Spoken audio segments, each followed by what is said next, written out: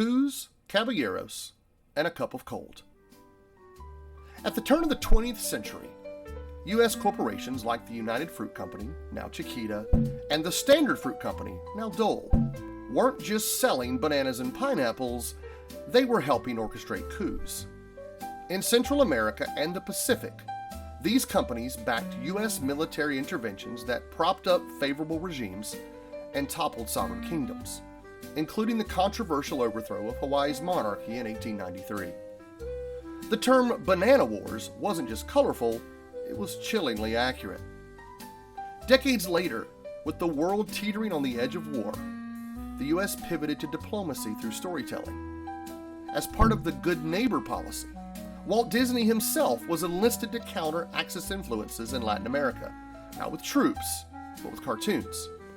The result was the Three Caballeros, a vibrant musical whirlwind where Donald Duck teamed up with Latin American friends in a feathered fiesta of cultural appreciation and subtle political charm. Behind the art, John Hench, an artist whose sense of color and design was nothing short of legendary. He helped bring the Technicolor journey to life, and later he transitioned into Imagineering, shaping the very architecture of the Disney parks.